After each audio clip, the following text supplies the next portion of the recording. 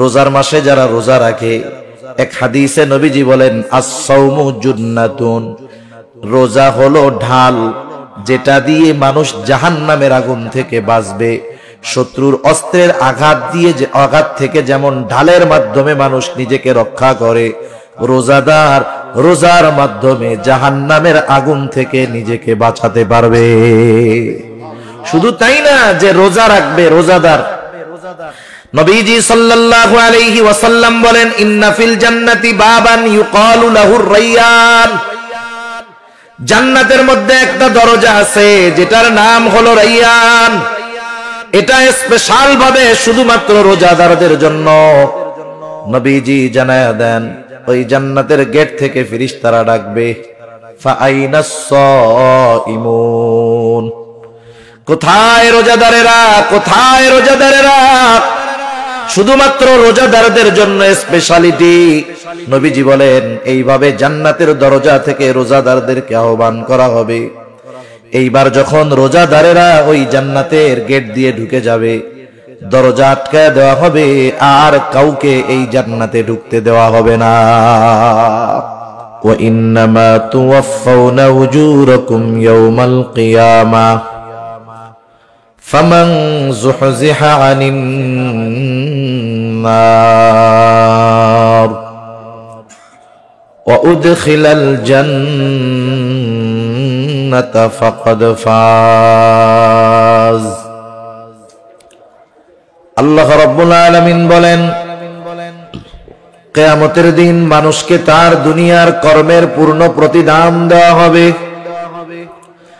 ফামান যুহজিহা আনিন নার, যাকে জাহান্নাম থেকে বাঁচানো হবে, আগুন থেকে বাঁচানো হবে। ওয়া উদখিলাল জান্নাতা ফাকাদ ফাজ, জান্নাতে প্রবেশ করানো হবে, আগুন থেকে বাঁচানো হবে। আল্লাহ তাআলা বলেন ফাকাদ ফাজ, সে সফল হয়ে যাবে। তার মানে যে জান্নাতি সে সফল, যে জাহান্নামী সে ব্যর্থ। কারণ দুনিয়ার মধ্যে মানুষের আমলের প্রতিদান আল্লাহ তাআলা কিয়ামতের ময়দানে দিবে।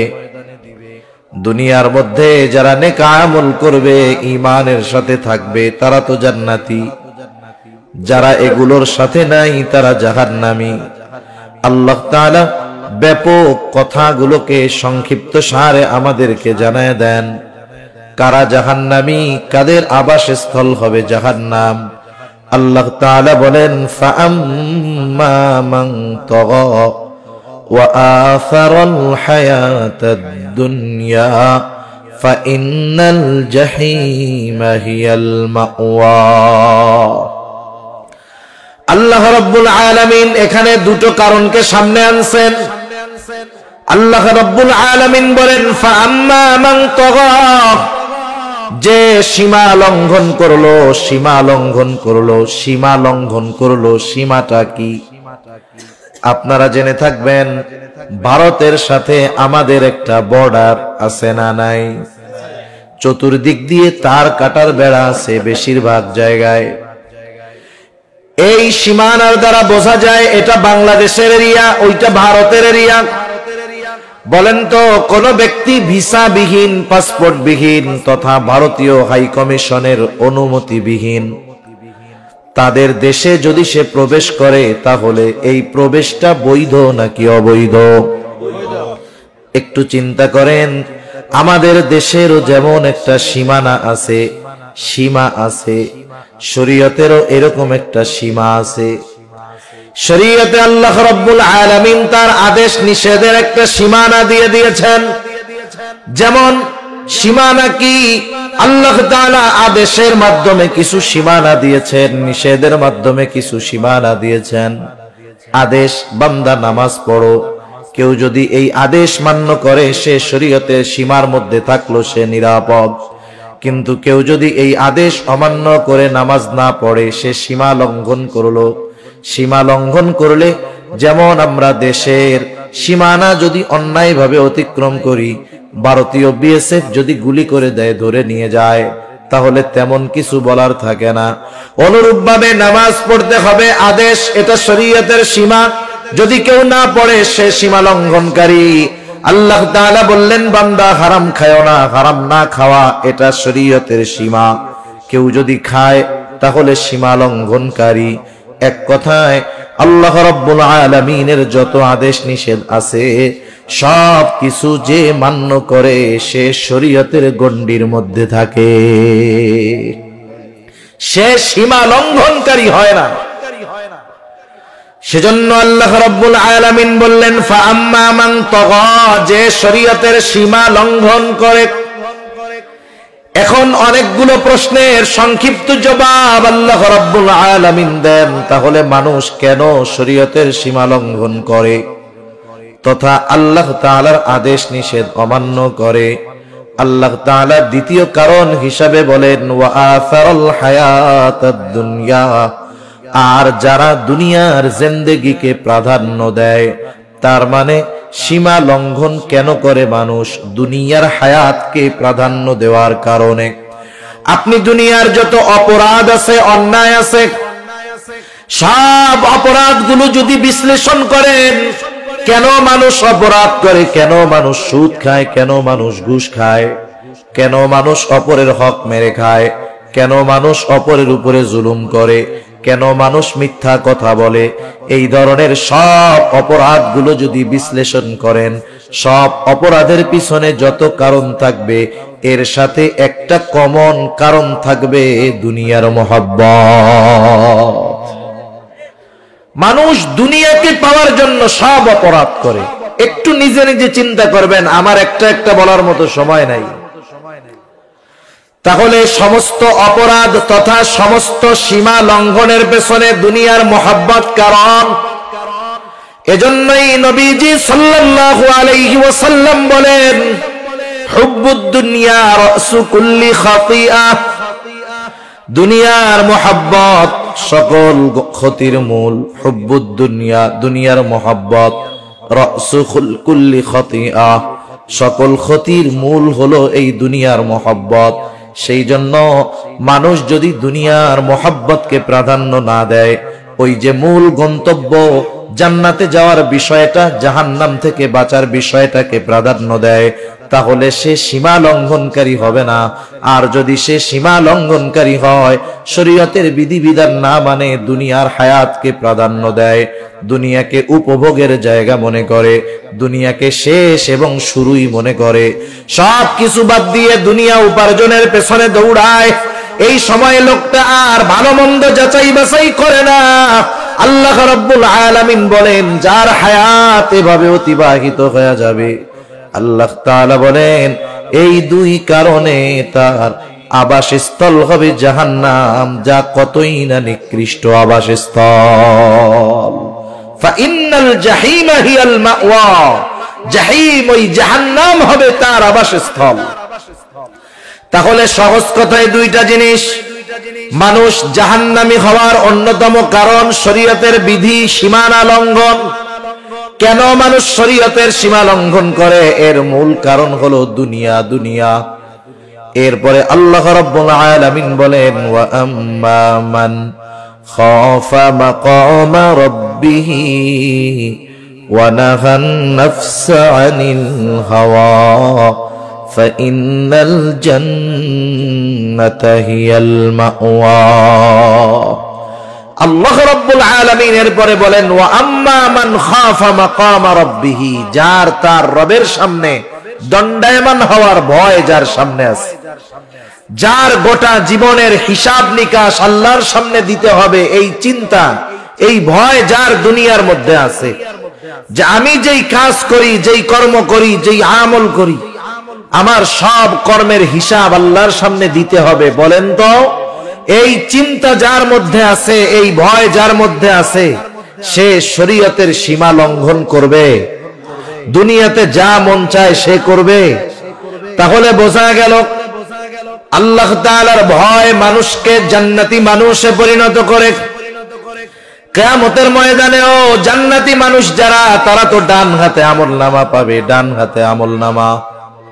কারণ বাম হাতে যারা আমলনামা পাবে তারা তো শেষ, কিন্তু যারা ডান হাতে আমলনামা পাবে, আমলনামা পাওয়ার কারণ হিসাবে তারা কি বলবে? আল্লাহ তাআলা কোরআনুল কারীমের মধ্যে বলেন, ফাআম্মা মান উতিয়া কিতাবাহু বিয়ামিনি ফায়াকুলু হাউম ইকরাউ কিতাবিয়া ইন্নী যানানতু আন্নী মুলাকিন হিসাবিয়া। আল্লাহ রাব্বুল আলামিন বলেন, যারা ডান হাতে আমলনামা পাবে তারা জান্নাতি, কিন্তু যারা ডান হাতে আমলনামা পাবে তারা কত আনন্দিত। তারা আমলনামা পাবার পর তারা মানুষদেরকে বলবে, ফায়াকুলু হাউম ইকরাউ কিতাবিয়া, এই তো আমার কিতাব, পড়ো তোমরা আমার কিতাব, পড়ো তোমরা আমার আমলনামা। সে ডান হাতে আমলনামা পাবার কারণ হিসাবে বলবে, ইন্নী যানানতু আন্নী মুলাকিন হিসাবিয়া, আমি এই ব্যাপারে দৃঢ় ধারণা রাখতাম, দৃঢ় বিশ্বাস রাখতাম যে আমাকে আমার কর্মের হিসাবের মুখোমুখি হওয়া লাগবে। ওই ভয় তার যে আল্লাহর সামনে আমাকে দাঁড়াতে হবে, আল্লাহর সামনে আমার গোটা জিন্দেগীর কর্মের হিসাব নিকাশ দেওয়া লাগবে। এই চিন্তা, এই ভয় যার মধ্যে আছে, সাথে সাথে যার মধ্যে এই ভয় আছে যে আমাকে আমার গোটা জীবনের কর্মের হিসাব আল্লাহর সামনে দিতে হবে, বলেন তো তার মন যা চায়, নফস যা চায়, সে কি সেটা করবে? করবে না। কারণ নফস হলো এমন এক জিনিস, ওইটা ভালো কাম সহজে করতে চায় না, ও মন্দ কাজ করতে চায়, গোনার দিকে টানে। দুই দিকে ভয়, যদি গোনায় যাই আমি আল্লাহর সামনে কি বলবো, করি আল্লাহর সামনে কি বলবো। এজন্য আল ঈমানু বাইনাল খাউফি ওয়ার রাজা, আশা এবং ভয়ের মাঝে ঈমান। এই যে ভয় হবে যে আল্লাহর সামনে কি বলবো, ওই দিক দিয়ে শয়তানের অন্তরে ওয়াসওয়াসা দিবে, আরে একবার আয় না, অসুবিধা কি, মাফ চাইলে তো আল্লাহ মাফ করে দিবে। কিন্তু না, সে আল্লাহর সামনে দণ্ডায়মান হওয়াকে প্রাধান্য দিবে। মন যা চাইবে, চাইতে পারে অনেক কিছু, কিন্তু সে আল্লাহর ভয়ে করবে না। মনে করেন অনেক সময় অনেক জিনিস আছে আমাদের সামনে, দেখতে মন চায়, ধরতে মন চায়, নিতে মন চায়। ওই দিক দিয়ে যদি বলা হয় যে তুমি ওইটা ধরতে পারবা, নিতে পারবা, কিন্তু টাচ করলেই গুলি তোমার গায়ে লাগবে, ধরলেই গুলি গায়ে লাগবে, বলেন তো ওইটা তো ধরতে মন চায়, ধরলে কি লাগবে? ধরবেন আপনি?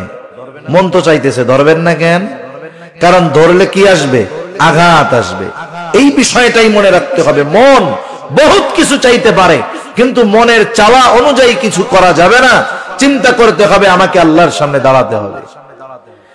এ কথাই বলতেছে আল্লাহ তাআলা, ওয়া আম্মা মান খাফা মাকামা রাব্বিহ, যে তার রবের সামনে দণ্ডায়মান হওয়াকে ভয় করে, ওয়া নাহান নাফসা আনিল হাওয়া, আর মন যা চায় তা করে না, বরং আল্লাহ যা চায় সেটা করে, ফা ইন্নাল জান্নাতা হিয়াল মাওয়া, তার আবাসস্থল হবে জান্নাত। সেজন্য এক নম্বরে আমরা যদি জান্নাতি হতে চাই, আল্লাহর সামনে দণ্ডায়মান হওয়াকে ভয় করতে হবে। হাজারো বিষয় আমার আপনার সামনে আসতে পারে, কিন্তু চিন্তা করতে হবে আল্লাহর ভয়, আল্লাহর ভয়। এক যুবকের ঘটনা আমি আপনাদের শুনাই। কিতাবের নাম হলো মান আশা বাদাল মাউত, লিখছেন প্রসিদ্ধ মুহাদ্দিস আবু বকর ইবনে আবিদ দুনিয়া। তিনি এই কিতাবের মধ্যে একটা যুবকের ঘটনা বর্ণনা করেছেন। সেই যুবক হযরত ওমর রাদিয়াল্লাহু তাআলা আনহুর সময়ের যুবক। যুবকটা হযরত ওমর রাদিয়াল্লাহু তাআলা আনহুর কাছে সব সময় থাকতো, কাছে বসতো, পাশে বসতো।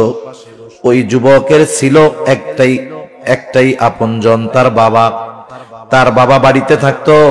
সে বাবার যা কিছু প্রয়োজন, সব কিছু প্রয়োজন মিটায়া সে আবার মসজিদে নববীর মধ্যে অবস্থান করত। এই যুবক যখন বাসা থেকে মসজিদে নববীতে আসা যাওয়া করত, ওমরের দরবারে আসতো। আসার পথে পথিমধ্যে একজন সুন্দরী দুশ্চরিত্রা নারী তাকে ডিস্টার্ব করত। ওই নারী ওই যুবকটাকে কাছে পাওয়ার জন্য খুব কামনা করত, আশা করত। এই যুবক তাকে পাত্তাই দিত না। এভাবে চলতেছে দুনিয়া।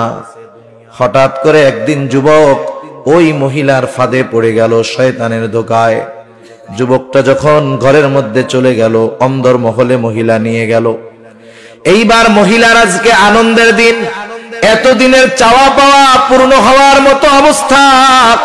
মহিলা তার গোলামকে ডাক দিয়া পাঠায় দিছে, বাজারে যাও, ভালো মন্দ ফল কিনে আনো, সুগন্ধি কিনে আনো। আজকে আমি আমার কাছের পছন্দের মানুষকে পেয়ে গেছি, কথা হবে, গল্প হবে। যুবকটা তো শয়তানের ধোঁকায় পড়ে ভিতরে ঢুকে গেছে। এইবার যখন ওই মহিলা যুবকের নিকটে আসতে গেছে, যুবকটা হঠাৎ করে অজ্ঞান হয়ে জমিনের উপরে পড়ে গেল। এইবার নড়াচড়া দেয়, কিরে খোঁজ খবর নাই, হুশ তো ফিরে না। এইবার গোলাম যখন ফিরে আসছে, যুবক তো অজ্ঞান, হুশটুস নাই, বোঝা যায় না বেঁচে আছে নাকি মারা গেছে। মহিলার অন্তরে যেই আনন্দ ছিল, মুহূর্তের মধ্যে চিন্তায় পরিণত হয়ে গেছে। এইবার রাতের বেলা যুবকটাকে দুজনে ধরাধরি করে এইবার ওই যুবককে তার ঘরের সামনে শোয়ায় রাখছে, ফালায় রাখছে। প্রতিদিন এশার নামাজের পরে যুবক বাবার ঘরে আসতো, খাওয়া দাওয়া করতো, বাবার যা প্রয়োজনীয়তা সব সেরে আবার সে মসজিদে চলে যাইত। কিন্তু আজকে তো আর বাসায় আসে না, কারণ বাসায় ঢোকার আগে শয়তানের ঢোকায় পড়ে যুবক ভিতরে চলে গেছে। এইবার বাবাও চিন্তা করতেছে, কি ব্যাপার, রাত দীর্ঘ হয়, ছেলে কেন আসে না। বাবা ছেলেকে খুঁজবার জন্য যখন দরজা খুলে বাহির হয়, দেখে সামনে তার কলিজার টুকরা সন্তান অজ্ঞান হয়ে পড়ে আছে। যুবক ওই মহিলা যে তাকে ডিস্টার্ব করে কাউকে কথা বলে নাই, কেউ জানে না, অজ্ঞান হয়ে পড়ে আছে। এইবার যুবকের বাবা লোকজনকে ডাক দিয়া যুবকটারে ঘরের মধ্যে আনলো। ঘরের মধ্যে আনার পর যখন তার সামান্য হুঁশ ফিরল, মানুষেরা জিজ্ঞাসা করতেছে, হে যুবক, কি হলো, কেমন করে তুমি এই জায়গায় অজ্ঞান হয়ে পড়েছিলা, কি ঘটেছে তোমার সাথে? যুবকটা কান্না করে কিছু বলে না। দীর্ঘ সময় পর বলতেছে, এই ঘটনা, আমি তো এই মহিলার ফাঁদে পড়ে গেছি, শয়তানের ধোঁকায় পড়ে গেছি। কিন্তু যখন আমি মহিলার ঘরের ভিতরে নিয়ে গেল আমাকে, আমি হঠাৎ করে অজ্ঞান হয়ে গেলাম। এরপরে আমার আর কিছু মনে নাই। ওই জায়গায় একজন বিচক্ষণ বুদ্ধিমান লোক, সে যুবককে প্রশ্ন করে, যুবক, তুমি যে মহিলার ঘরের অন্দর মহলে গেলা, সেখানে সে আর তুমি ছাড়া কেউ ছিল নাকি? বলে না। তাহলে কেমন করে তুমি ওই অবস্থার থেকে ফিরে আসলা? যুবকটা বলতেছে, আমি যখন ওই মহিলার একেবারে কাছাকাছি চলে গেলাম, হঠাৎ করে আমার কোরআনুল কারীমের একটা আয়াত মনে পড়ে গেল। এইবার লোকটা বলে, কোন আয়াত? এইবার লোকটা বলতেছে, কোন আয়াত? যুবকটা বলে, আয়াতটা হলো, ইন্নাল্লাযীনা তাকাউ ইযা মাসসাহুম তাইফুম মিনাশ শাইতানি তাযাক্কারু ফাইযা হুম মুবসিরুন। যুবকটা বলতেছে, আমার এই আয়াত মনে পড়ে গেল। এই আয়াতের সারমর্মটা এরকম, যারা মুত্তাকি, আল্লাহকে ভয় করে, মন যা চায় তা করে না, বরং আল্লাহ যা চায় তাই করে, এরা যখন শয়তানের ধোঁকায় পড়ে যায়, যখন শয়তান তাদেরকে ধোঁকায় ফালায় দেয়, ইন্নাল্লাযীনা তাকাউ ইযা মাসসাহুম তাইফুম মিনাশ শাইতান, শয়তানের ধোঁকায় পড়ে তারা যখন ঘোরের মধ্যে পড়ে যায়, এমন অবস্থার মধ্যে পড়ে যায় যেখানে গুনাহ থেকে ফেরানোর জন্য কোনো মানুষ থাকে না, যেখানে গুনাহ থেকে ফেরানোর জন্য কোনো ব্যবস্থা থাকে না। আল্লাহ তাআলা বলেন, ইযা মাসসাহুম তাইফুম মিনাশ শাইতানি তাযাক্কারু ফাইযা হুম মুবসিরুন। আল্লাহ তাআলা আল্লাহর কথা তাকে স্মরণ করায় দেয়। শুধু তাই না, তাকে আল্লাহ এমন দূরদৃষ্টি খুলে দেয়, যেই অন্তরের দৃষ্টি দিয়ে এমন কিছু সে দেখতে পায় যা দুনিয়ার কেউ দেখতে পারে না। যুবকটা কথা বলে কান্না করতেছে, কান্না করতেছে, আর বাবাকে বলতেছে, বাবা, আমি যদি রাতের মাঝেই মারা যাই, আপনি ভোর হওয়ার আগেই আমার দাফন করে দিবেন। ঘটনাক্রমে যুবকটা মারা গেল। এইবার যুবকটাকে দাফন করে দিয়ে আসলো তার বাবা। হযরত ওমর রাদিয়াল্লাহু তাআলা আনহু পরের দিন সকালে দেখেন যুবকটা নাই। কারণ ক্লাসের মধ্যেও বিষয়টা এমন, উস্তাদ শিক্ষক কিছু ছাত্রর প্রতি আলাদা একটা নজর থাকে। সবাই আসছে, ওই ভালো ছাত্রটা আসে নাই। শিক্ষক বলে তোদের পড়ায়া কি হবে, যারে পড়ামু সেই তো আসে নাই, পড়া আগের জায়গায় থাকলো। বলে না এরকম? আরে যারে পড়াবো সেই তো আসে নাই, তাহলে থাক, কালকের পড়া আবার। আবার সে যদি একা আসে, বাকি কেউ যদি নাও আসে, স্যার বলে ওগুলো আসাও যা, না আসাও তা, তুমি আসছো এটাই যথেষ্ট, সামনে পড়ায়া দেয়। মানে শিক্ষকদের কিছু ছাত্রের ব্যাপারে ভালো দৃষ্টি থাকে, তাদের উপরে নজর থাকে। স্বাভাবিকভাবে যুবক মানুষ যদি নেককার হয়, ভালো হয়, পরহেজগার হয়, এলাকার মানুষও তাকে মহব্বত করে, ভালোবাসে, মানুষের নেক নজরে সে থাকে। হযরত ওমর রাদিয়াল্লাহু তাআলা আনহু যুবকটাকে খোঁজে, কোথায় যুবক? উপস্থিত লোকজন বলতেছে, খলিফা গতকাল রাত্রে বাড়িতে গেছে, এখনো ফিরে আসে নাই। হযরত ওমর বললেন, তার বাড়িতে কে আছে? বলে বৃদ্ধ বাবা। বলে যাও একটু খোঁজ খবর নিয়ে আসো, দেখো কোনো বিপদ আপদ হলো কিনা। এইবার কয়েকজন ওই বৃদ্ধের বাড়িতে গেল, যায় দরজায় টোকা দিল। ওই যুবকের বাবা দরজাটা খুলে দিল, জিজ্ঞাসা করে আপনার ছেলেটা কোথায়? এইবার ওই মুরব্বী সব ঘটনা খুলে বলল, এইভাবে শয়তানের ধোকায় পড়ে এই হয়েছে, ওসিয়ত মুআফিক ফজরের আগেই তাকে আমরা দাফন করে দিয়েছি। এইবার ঘটনাটা শুনে এইবার তারা হযরত ওমর রাদিয়াল্লাহু তাআলা আনহুর কাছে গিয়ে বলল, এই ঘটনা। এইবার ওমর রাদিয়াল্লাহু তাআলা আনহু চিন্তা করলেন, আল্লাহ তাআলা তো কোরআনুল কারীমের মধ্যে বলছে, যারা আল্লাহর সামনে দণ্ডায়মান হওয়াকে ভয় পায় তাদের জন্য দুইটা জান্নাত। কয়টা জান্নাত? তাদের জন্য তো দুইটা জান্নাত। ওয়ালিমান খাফা মাকামা রাব্বিহি জান্নাতান, যারা আল্লাহর সামনে দণ্ডায়মান হওয়াকে ভয় পায় তাদের জন্য দুটো জান্নাত।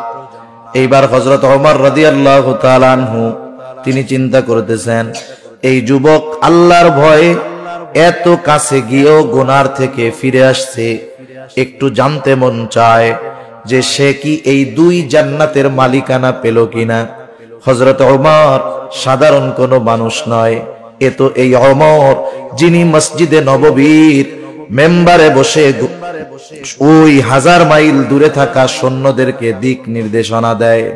হাজার হাজার মাইল দূরে সৈন্যবাহিনী, হযরত ওমর রাদিয়াল্লাহু তাআলা আনহু মসজিদে নববীর মেম্বারে দাঁড়ানো, তিনি খুতবা দিচ্ছেন। সৈন্যবাহিনী 1000 মাইল দূরে দাঁড়ানো, মুসলিম সৈন্যবাহিনীর অপোজিটে কাফের সৈন্যবাহিনী আসতেছে। হযরত ওমর খুতবার মধ্যে হঠাৎ করে বললেন, ইয়া সারিআতাল জাবাল, এই পাহাড়ের ওই পাশে সৈন্য আছে, কিন্তু বাহিনী আছে কোথায়? 1000 মাইল বেশি হবে দূরে, উনি আছেন মসজিদে নববীতে।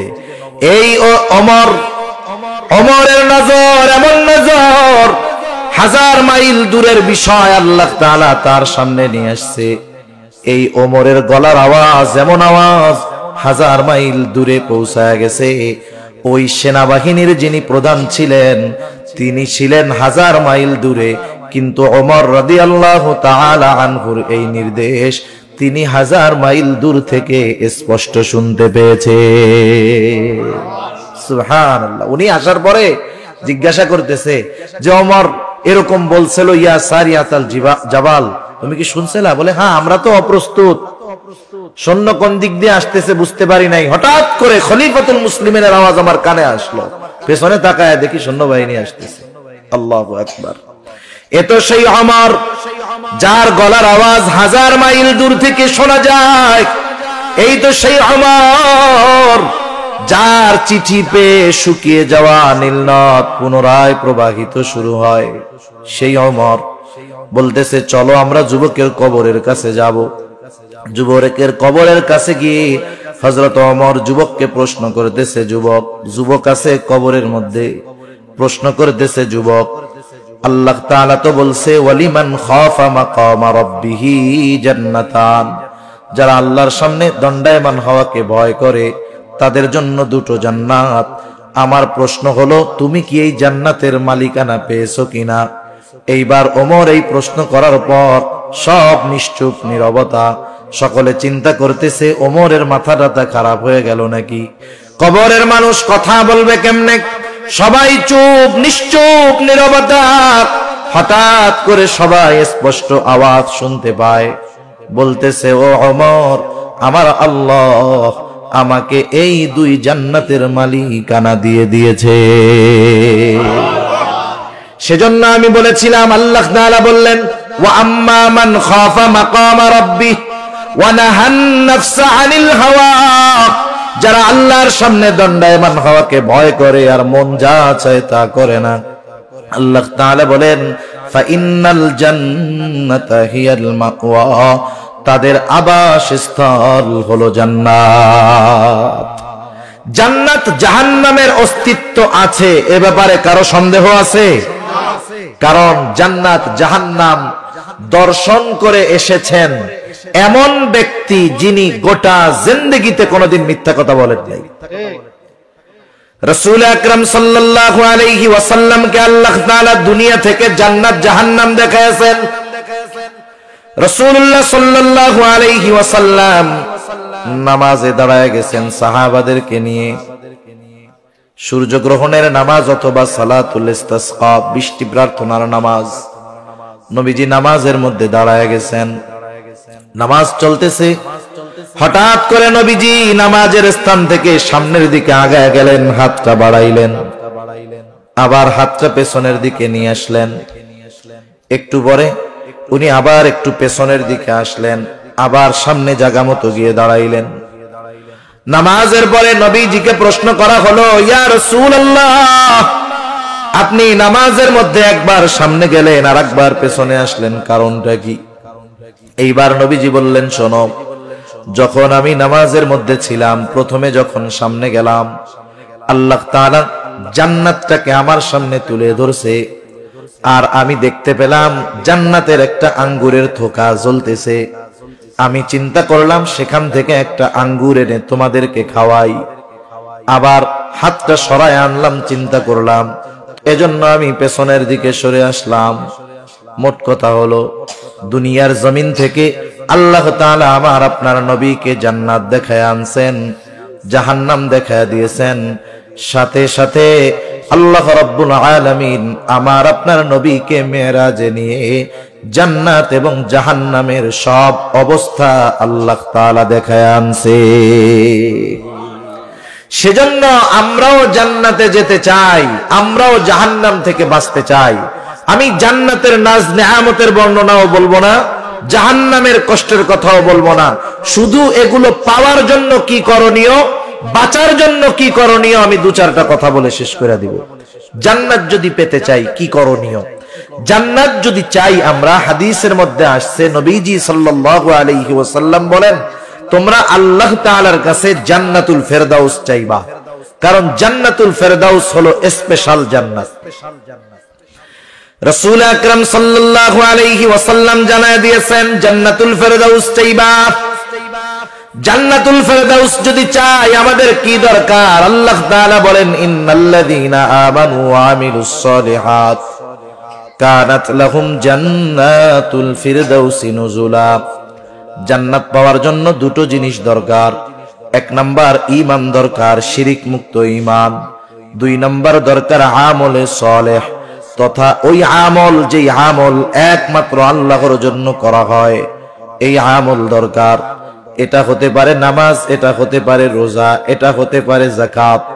সেজন্য প্রত্যেকটা নেক আমল যেটা আল্লাহর জন্য করা হয়, এটা জান্নাতে যাওয়ার জন্য সহায়ক। যেমন সামনে অল্প কিছুদিন পর আসতেছে রমাদান মাস, রোজার মাস।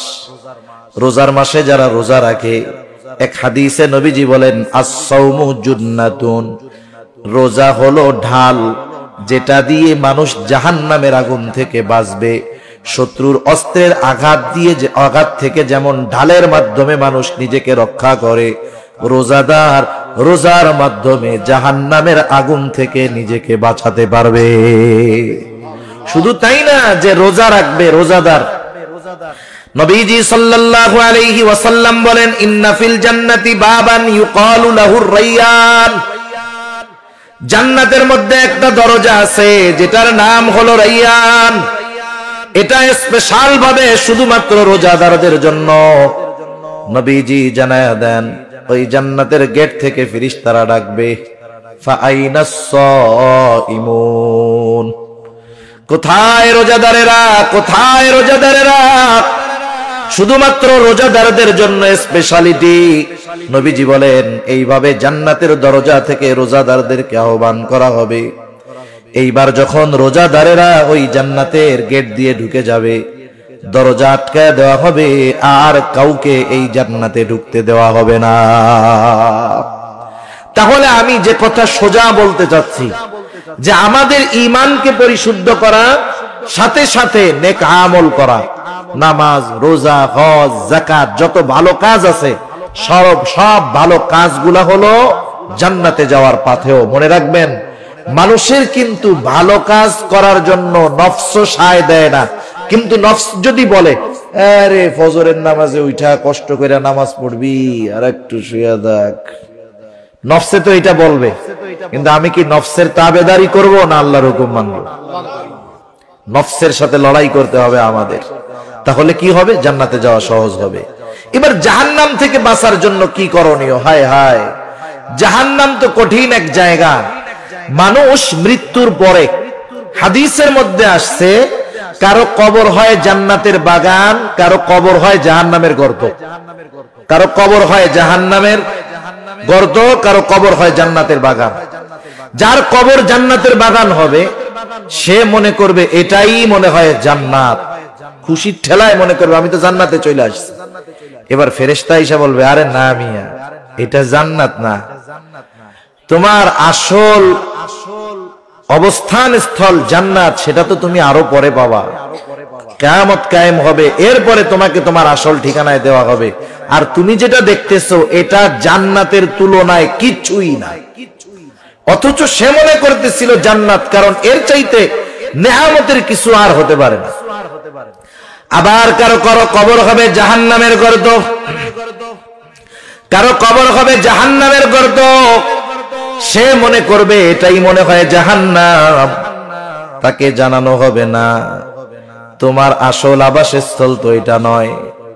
জাহান্নামের শাস্তির তুলনায় তোমার কবরের এই শাস্তি কিছুই না।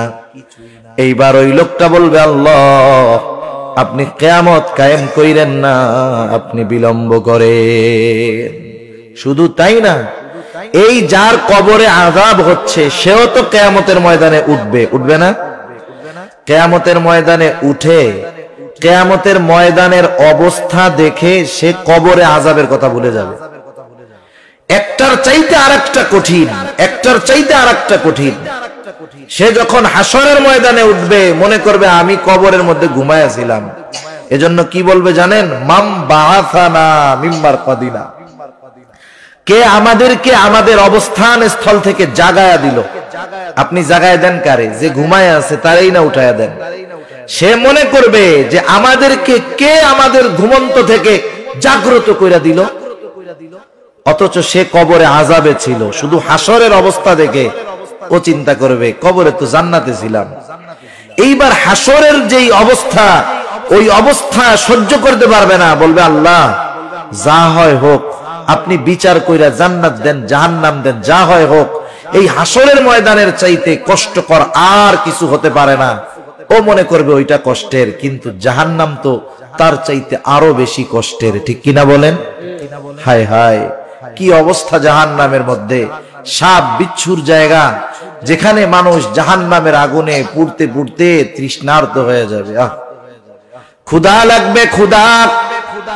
আল্লাহ রাব্বুল আলামিন বলেন, লাআকিলুনা মিন শাজারিম মিন যাক্কুম ফামালিউনা মিনহাল বুতুন ফাশারিবুনা আলাইহি মিনাল হামিম। মানুষের যখন প্রচন্ড ক্ষুধা লাগে, সে কিন্তু যাচাই বাছাই করে না, সামনে যা পায় তাই খায়। জাহান্নামীদের ক্ষুধা লাগবে, ক্ষুধা। তাদের সামনে যাক্কুম ফল দেওয়া হবে, কাঁটাযুক্ত ফল। তারা ক্ষুধার যন্ত্রণায় সেগুলো খেয়ে ফেলবে, কিন্তু কাঁটাযুক্ত এই গাছগুলো গলার মধ্যে গিয়ে ফলগুলো আটকে যাবে। না পারবে গিলতে, না পারবে উগরাইতে। আমাদের গলায় যদি কাটা বেঁধে যায়, অনেক সময় ভাত বেঁধে যায়, আমরা পানি খুঁজি, ঠিক না? ওরাও এখন পানি পান করার জন্য পানি খুঁজবে, যাতে করে ওটা গলার থেকে নিচে নেমে যায়। তাদেরকে পান করানোর জন্য কি দেওয়া হবে? হামিম, হামিম দেওয়া হবে, ফুটন্ত উত্তপ্ত পানি। কোন পানি? জাহান্নামীদের পচা রক্ত পুজ উত্তপ্ত করে তাদেরকে পান করার জন্য দেওয়া হবে। অনেক সময় দেখবেন গ্লাসের মধ্যে গরম পানি, তৃষ্ণা লাগছে, আমাদেরও ভুল হয়ে যায়, যাচাই বাছাই করি না, তৃষ্ণা নিবারণ করতে গিয়ে ওই গরম পানিটা দ্রুততার সাথে যখন গলায় ঢেলে দেই, জিহ্বা পুড়ে যায়, অনেক সময় গলার মধ্যেও ফুসকা পড়ে যায়। ওর তো গলা আটকে আছে, দম আটকে যাওয়ার মতো অবস্থা। এই 12টা দেওয়ার সাথেই সাথেই সে পান করবে, কি অবস্থা হবে? হাদিসের মধ্যে আসছে, ওই ফুটন্ত উত্তপ্ত পানিটা যখন সে পান করবে, জাহান্নামীদের পচা রুজ রক্তপুজ সাথে সাথে ওইটা যখন পেটের মধ্যে যাবে, পায়খানার রাস্তা দিয়ে তার নাড়ি বুড়ি সব বের হয়ে যাবে। এসব শাস্তির কথা বলতে গেলেও ভয় লাগে। একটু চিন্তা করেন, আমরা যদি দুনিয়ায় অসুস্থ হই, অসুস্থ, অনেক সময় আমাদের হাতে টাতে ঘা হয়। গ্রামের মানুষ, ছোট্ট একটা ঘা হইছে, এটারে গোনাই ধরে না। কৃষি কাজ করে যারা পরিশ্রমী মানুষ, ছোটখাটো ঘা হইলে এগুলা ওনাদের কাছে ডোন্ট কেয়ার, চিন্তা করে এটা এক সপ্তাহ পরে এমনিই চলে যাবে। ডায়াবেটিক্স যদি না থাকে কোনো টেনশন নাই, কিন্তু বেচারার ডায়াবেটিক্সও নাই, সুস্থ মানুষ, ছোট্ট একটা ঘা হইছে, এক সপ্তাহ, 1 মাস, 2 মাস, 6 মাস পার হয়ে যায়, ঘাটা সারেই না। তখন কিন্তু চিন্তা হবে, কি ব্যাপার, এটা তো সেরে যাওয়ার কথা, আমার ডায়াবেটিক্স নাই, এরপরেও কেন এই অবস্থা হইল? এবার সে ডাক্তারের কাছে যাবে, ডাক্তারের কাছে গিয়ে ডাক্তার দেখাবে, ডাক্তার বলবে আপনি ঢাকায় চলে যান। ঢাকায় গিয়ে ভালো মতো চেকআপ টেকআপ করায়া ডাক্তার এবার বলতেছে আপনি তো দেরি করে ফেলছেন। মানে আপনার এই ঘাটা তো সাধারণ ঘা ছিল না, এটা ছিল ক্যান্সারের আলামত, ক্যান্সারের আলামত ছিল, আপনি গুরুত্ব দেন নাই। 6 মাস 1 বছর পার হয়ে গেছে, এখন ওই ক্যান্সারের জীবাণু আর এক জায়গায় নাই, ছড়ায় গেছে অনেক দূর। আপনার যদি হাত বাঁচাতে হয় আঙ্গুল কাটতে হবে, কি করবেন? আঙ্গুল কাটবেন না? টাকাও দিবেন, কাটবেনও। আবার যদি ভালো মতো কাটা হয়, দেশে আইসা গর্বের সাথে বলবেন ওরে বাবা, সেই ভালো ডাক্তার, কত সুন্দরভাবে আঙ্গুলটা ফেলাই দিছে। ডাক্তার যদি ওই সময় বলে আপনার জীবন বাঁচাতে হলে হাত ফেলে দিতে হবে, কি করবেন?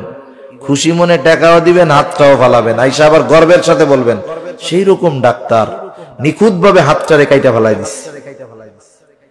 হায় হায়, জীবন বাঁচানোর জন্য যদি এই হাত ফেলে দিতে হয়, আমরা আনন্দের সাথে টাকা দিয়ে ফালায়া দিই, কিন্তু জাহান্নাম থেকে বাঁচার জন্য যদি কিছু বদ কর্ম বাদ দিতে হয়, ভালো কাজ করতে হয়, আমরা সেগুলো করতে রাজি নাই। আফসোস আমাদের জন্য। সেজন্য জাহান্নামের এই শাস্তি যেন ভোগ করতে না হয়, কারণ জাহান্নামের শাস্তিটা এত কঠোর, এত কঠিন।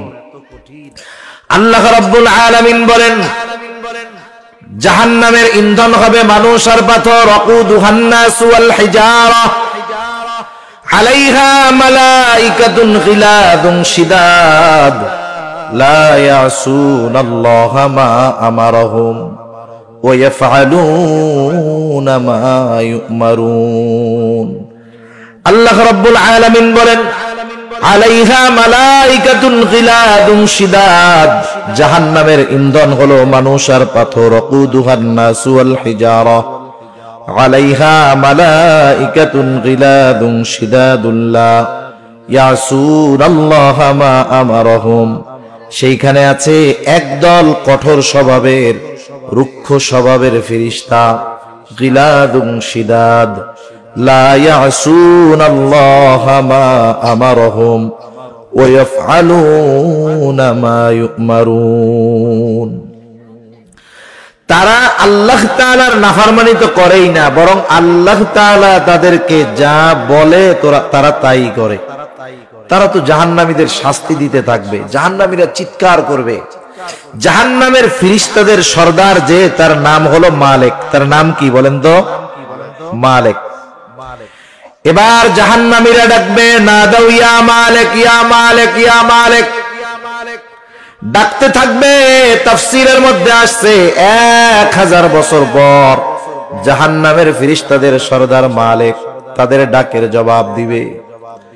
ডাকের জবাব দিয়ে বলবে, কেন ডাকতেছো কেন? এইবার জাহান্নামীরা বলবে, আর তো সহ্য হয় না, আর তো সহ্য করতে পারি না, আমাদেরকে তোমার রবের কাছে বলো। ওয়ানাদাউ ইয়া মালিক লিয়াকদি আলাইনা রাব্বুক, তোমার রবকে বলো আমাদের ব্যাপারে কোনো চূড়ান্ত ফয়সালা নিতে, আমাদেরকে মেরে ফেলতে বলো। কারণ জান্নাতি আর জাহান্নামীরা, জান্নাতি জান্নাতে যাওয়ার পর, জাহান্নামী জাহান্নামে যাওয়ার পর আল্লাহ তাআলা মৃত্যুকে জবাই করে দিবেন। অবস্থা হবে এমন, লা ইয়ামুতু ফিহা ওয়ালা ইয়াহইয়া, সেখানে তারা মরতেও পারবে না, বাঁচতেও পারবে না। দিন যাবে, শাস্তির তীব্রতা বাড়বে। এবার মালিক বলবে, তোমাদের এই অবস্থা কেন? এই অবস্থা কেন তোমাদের? তোমাদের কাছে কি কোনো সতর্ককারী যায় নাই? তারা বলবে, ক্বালু বালা কদ জাআনা নাযীর, হ্যাঁ আমাদের কাছে তো সতর্ককারী আসছিল। কি করছিলা তোমরা? ফাকাযযাবনা ওয়া কুলনা মা নাযালাল্লাহু মিন শাই, তারা আমাদেরকে সতর্ক করছে, আমরা তাদেরকে মিথ্যা প্রতিপন্ন করছি। জাহান্নামের কথা কইছে, আমরা কিছু দূর বেড়া, কি কয় এগুলা? মাটির সাথে পয়সা কইলা মিশা যাবো, কিসের জান্নাত আর জাহান্নাম? মালিক বলবে, যেহেতু তোমাদের কাছে সতর্ককারী সত্য বার্তা নিয়ে আসছিল, মানো নাই, ইন্নাকুম মাকিসুন, এটাই তোমাদের জন্য অবস্থান স্থল, এখানেই তোমাদের অনন্তকাল থাকতে হবে। এই জন্য আমরা কেউ চাই না যে ওই কষ্টের জায়গায় আমাদের যাওয়া লাগ, কেউ চায় না। সেজন্য কেন মানুষ জাহান্নামে যাবে, এই কারণগুলাও আল্লাহ রাব্বুল আলামিন জানায় দিয়েছেন কোরআনুল কারীমের মধ্যে। এক জায়গায় আল্লাহ তাআলা জান্নাতি আর জাহান্নামীদের মধ্যে কথাবার্তার খবর আমাদের জানিয়েছেন। জান্নাতীরা জাহান্নামীদের প্রশ্ন করছে, তোরা জাহান্নামে কেন গেছস? জাহান্নামীরা তাদের জাহান্নামে যাওয়ার কারণগুলো বলছে। আমি আগে বলছি, জান্নাতে যাওয়ার কারণ ঈমান, নেক আমল। মোট কথা, নেক আমল করতে মন চায় না, এজন্যই আল্লাহ তাআলা বলছেন, আম্মা মান খাফা মাকামা রাব্বি ওয়া নাহান নাফসা আনিল হাওয়া। মন্দ কাজ করতে চায় মন, মন ভালো কাজ করতে চায় না। তবে আমাকে চিন্তা করতে হবে, আমার গোটা জীবনের হিসাব আল্লাহর সামনে দেওয়া লাগবে। নফস যা বলে বলুক, আমি আল্লাহর সব আদেশ নিষেধ মানবো, তাইলে ঠিকানা জান্নাত। এবার জাহান্নামে কেন যাবে মানুষ? ভালো কাজ না করার কারণেই যাবে। এই জান্নাতি আর জাহান্নামীদের কথাবার্তাটা বইলাই আমি আলোচনা শেষ করে দিব, দুজনের মধ্যে কথাবার্তা হবে। এখন আল্লাহ তাআলা জান্নাতি আর জাহান্নামীদের মধ্যে কথাবার্তা হবে, আসি দুনিয়ায়, আল্লাহ পাইলো কই? কথা বুঝতে পারছেন? আসি কোথায়? আরে জোরে কোন না, দুনিয়ায় কোথায়? নাকি দুই একজন জান্নাতেও আছেন? এই মুহূর্তে তো আমরা আছি দুনিয়ায়, আর দুনিয়ায়ও ছোট জান্নাত আছে। তা যাই হোক, তাহলে আল্লাহ তাআলা জান্নাতি আর জাহান্নামীদের মধ্যে কথাবার্তা পাইলো কোথায়? এটা তো এই কোরআনুল কারীমের মধ্যেই আছে। আমাদেরকে আগে বুঝতে হবে যে সময় আমাদের কাছে 3 ভাগে বিভক্ত। কাল কয়টা? 3টা, অতীতকাল, বর্তমানকাল, ভবিষ্যৎকাল। আমরা আমাদের ভবিষ্যৎ সম্পর্কে কিছু জানি না, অতীতের অল্প কিছু জানি, আর বর্তমান তো অল্প সময়ের মধ্যেই চলে যায়, অতীত হয়ে যায়। তা আল্লাহ তাআলার কাছে সময় অতীতকালও নাই, ভবিষ্যৎও নাই, সব বর্তমানকাল। আল্লাহ তাআলার কাছে সব কি? বর্তমান। আমাদের কাছে যেটা ভবিষ্যৎ হবে সেটা আল্লাহ তাআলার কাছে হয়ে গেছে, কারণ সব আল্লাহ তাআলার কাছে কি? বর্তমান। এজন্য আল্লাহ তাআলা কোরআনুল কারীমে জান্নাতি আর জাহান্নামীদের মধ্যে কথাবার্তার খবর আমাদের জানায় দিয়েছেন। জান্নাতীরা প্রশ্ন করতেছে, ফি জান্নাতি ইয়াতাসাআলুনা আনিল মুজরিমিন। জান্নাতীরা পরস্পর জাহান্নামীদেরকে জিজ্ঞাসা করবে, মা সালাকাকুম ফি সাকার, কোন জিনিস তোমাদেরকে জাহান্নামে আনলো? কোন কাজ করার কারণে তোমরা জাহান্নামে আনলা? এই আয়াতগুলোর আলোকে, এই সূরা যে আয়াতগুলো আছে, এই সূরার এই আয়াতগুলোর আলোকে জাহান্নামীরা তাদের জাহান্নামে যাওয়ার 4টা কারণ বলছে। আমরাও জাহান্নাম থেকে বাঁচার জন্য ওই 4টা বিষয় পরিত্যাগ করতে রাজি আছি। আরো জোরে বলি, আছি। আরে জীবন বাঁচানোর জন্য হাত কাইটা ফেলি, জাহান্নাম থেকে বাঁচার জন্য 4টা বদ অভ্যাস বাদ দেওয়া যাবে না?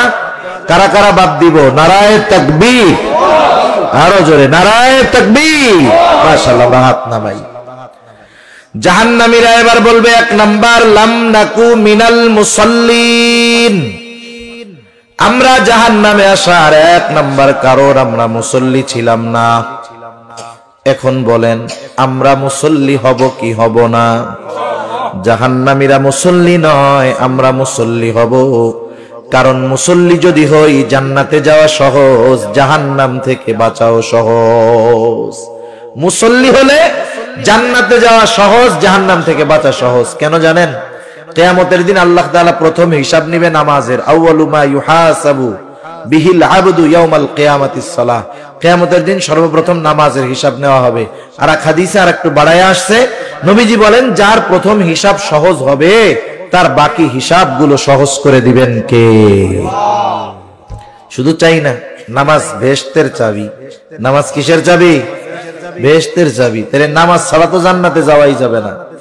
সেজন্য আমরা মুসল্লি হব, মুসল্লি। 2 নাম্বার কারণ তারা বলবে ওয়ালাম নাকুনু তুহিমুল মিসকিন। আমরা মিসকিনদেরকে খানা দিতাম না। জাহান্নামীদের কাজ হলো মিসকিনদের খানা দেয় না। আমরা মিসকিন, অসহায়, দরিদ্র মানুষদেরকে খানা খাওয়াবো। কারণ খানা খাওয়ানো এমনিতেই বড় ফজিলতের কাজ। আল্লাহর জন্য আপনি যদি একজন কোটিপতিকেও খানা খাওয়ান, আল্লাহর জন্য ফজিলত আছে। আবার আপনি যদি মিসকিনকে খানা খাওয়ান, দুনিয়ারও লাভ আছে। আল্লাহ তাআলা যারা মিসকিনদের খানা দেয়, অপরকে খানা দিতে উৎসাহ দেয়, আল্লাহ তাআলা দুনিয়াতে তাদের রিজিককে প্রশস্ত করে দেয়। আর যারা মিসকিনদের খানা দেয় না, অপরকেও উৎসাহ দেয় না, তাদের রিজিক আল্লাহ দুনিয়ায় সংকীর্ণ করে দেয়। সেজন্য আমরা মিসকিনদের খানা দিব, জাহান্নামীরা মিসকিনদের খানা দিত না। 3 নাম্বার কারণ ওয়া কুন্না নাখুদু মাআল খাইদিন। আমরা অনর্থক মজলিসে যারা লিপ্ত থাকতো তাদের সাথে আমরা অনর্থক মজলিসের মধ্যে বসতাম। মনে রাখবেন, আমি কোন মজলিসে বসবো এটার একটা মূল নীতি আমি আপনাদের বলে যাই। আশরাফ আলী থানভী রহমাতুল্লাহি আলাইহি বলতেন, তোমরা ওই সমস্ত মজলিসে বসবা না যেই মজলিসের মধ্যে না দুনিয়ার উপকার আছে না পরকালের উপকার আছে। এটা হলো মূল নীতি। আমি এক মজলিসে মনে করেন আড্ডা দিচ্ছে 10 জন, এই আড্ডার মধ্যে যদি দুনিয়ার বৈধ কোনো উপকার থাকে তাও বসা যাবে। আর যদি এই মজলিসে বসার কারণে আমি একটু দ্বীনের প্রতি আগ্রহী হতে পারি, আমল শিখতে পারি, তাইলে তো এটা দুনিয়া আখিরাত উভয় জাহানের উপকার। এর বাইরে যত মজলিস আছে সব মজলিসগুলা জাহান্নামে যাওয়ার কারণ হবে। আমাদের গ্রাম অঞ্চলে আছে, চায়ের দোকানে বৈশা বৈশা বিনা কারণে আড্ডা দেয়। আপনাদের এদিকে আছে? কোনো কাজ কাম নাই, কিচ্ছু নাই, ওইখানে বসে বসে বেহুদা সময় কাটায়। এর গীবত করে, ওর গীবত করে। আহারে, কেউ যদি মানা করে যে দেখেন ওর গীবত করেন না, কই এত মাসালা দিও না, ওর মধ্যে দোষ আছে এই জন্যই তো কইতেছে। আরে দোষ আছে এজন্য তো গীবত, আর দোষ না থাকলে তো তহমত, অপবাদ হইতো। সেজন্য অনর্থক মজলিস জাহান্নামে যাওয়ার কারণ। 4 নাম্বার ওয়াকুন্না নুকাযযিবু বিয়াউমিদ্দিন। আমরা কিয়ামতের দিবসকে অস্বীকার করতাম। এই 4 কারণে আমরা জাহান্নামী। এই 4 কারণে আমরা জাহান্নামী। এই জন্য অনেক লম্বা আলোচনা, হয়তো অনেক কিছু মনে থাকবে না। সর্বশেষ এই কর্মগুলো যদি আমরা ছাড়তে পারি জান্নাতি, ধরতে পারি জান্নাতি, ছাড়তে পারলে বেঁচে যাব। তার মানে আমরা নামাজি যদি হই জান্নাতি হব, জাহান্নাম থেকে বাঁচব। যদি মিসকিনদের খানা দেই জান্নাতে যাওয়ার কর্ম, জাহান্নাম থেকে বাঁচার কর্ম। অনর্থক মজলিস থেকে যদি বাঁচতে পারি জান্নাতে যাওয়ার কর্ম, জাহান্নাম থেকে বাঁচার কর্ম। আর পরকাল কিয়ামতের প্রতি যদি দৃঢ় বিশ্বাস রাখতে পারি, এটা জান্নাতে যাওয়ার কাজ হবে, জাহান্নাম থেকে বাঁচার মাধ্যম হবে। সর্বশেষ একটু কথা একটু চিন্তা করেন, মানুষ যখন দুনিয়ায় ভালো কাজ করে না, সে কিন্তু তার রূহ বের হওয়ার সময় থেকে বুঝতে পারে যে আমার অবস্থা খারাপ। যারা দুনিয়ায় ভালো কাজ করে না, গুনার কাজ করে, ও মারা যাওয়ার পরে আফসোস করে, কিন্তু ওই আফসোস দুনিয়ার মানুষ দেখতে পারে না, জানতে পারে না। আল্লাহ তাআলা জানেন বিদায় আমাদেরকে জানায়া দিবেন। এখন আমাদের সময় আছে, আমরা জান্নাতে যাওয়ার পাথেও সংগ্রহ করতেছি না, জাহান্নাম থেকে বাঁচার পাথেও সংগ্রহ করতেছি না। দেখেন, যখন শীত আসে, শীত আগমন হতে হতেই আমরা কিন্তু শীতের পোশাকটা কিনে ফেলি, যাতে শীতের কারণে আমাদের কষ্ট না হয়।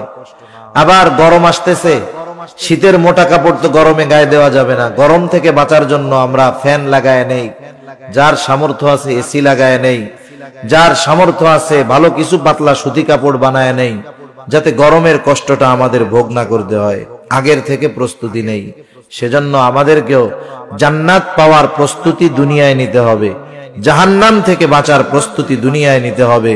যদি নেক আমল করি, গুনাহ ছাড়ি, এটাই প্রস্তুতি। আর যদি না করি, মরার পরে আফসোস হবে। সময় এখন আছে, এখন মূল্য বুঝতেছি না। অনেকে বাপ থাকতে বাপের মর্ম বুঝে না, দাঁত থাকতে দাঁতের মর্ম বুঝে না, সুস্থ থাকতে সুস্থতার মর্ম বুঝে না। ওই যে বৎকার যখন মরবে কি বলবে জানেন? বলবে ফায়াকুলা রব্বি লাউলা আখারতানি ইলা আজালিন করিব ফাসাদদাকা ওয়া কুম মিনাস সালিহিন। ও আমার রব, যদি আমাকে আরেকটু অবকাশ দিতেন, একটু দুনিয়ায় যাওয়ার সুযোগ দিতেন, আমি দান সদকা করতাম, নেক আমল করতাম, সৎ কর্মশীলদের অন্তর্ভুক্ত হয়ে যাইতাম। কিন্তু বলেন তো, ওই সময় চাবে, কিন্তু সময় কি পাবে? এখন তো সময় আছে, তাইলে কেন আমরা কাজে লাগাই না সময়? আমরা জান্নাতীদের আমল করি, জান্নাতি হই, জাহান্নামীদের আমলগুলা থেকে বাঁচি, জাহান্নাম থেকে বাঁচি। মোট কথা হলো, আল্লাহ তাআলা ওই কথাই বলতেছেন, যারা শরীয়তের সীমা লঙ্ঘন করে, যে শরীয়তের বিধিনিষেধ অমান্য করে, দুনিয়ার মোহাব্বতকে প্রাধান্য দেয়, তার আবাসস্থল হবে জাহান্নাম। আর যে আল্লাহর সামনে তার এই গোটা জিন্দেগির হিসাব দিতে হবে, এই ভয় অন্তরে রেখে মন যা চায় তা করে না, ওই লোকটা সফল, ওর ঠিকানা হবে জান্নাত। আল্লাহ সুবহানাহু ওয়া তাআলা আমাদের সবাইকে জাহান্নাম থেকে বাঁচার এবং জান্নাতের বাসিন্দা হওয়ার তৌফিক আল্লাহ দান করুন। সকলে বলি আমিন। ওয়া আখিরু দাওয়ানা আনিল হামদুলিল্লাহি রাব্বিল আলামিন। আসসালামু আলাইকুম ওয়া রাহমাতুল্লাহি ওয়া বারাকাতুহু।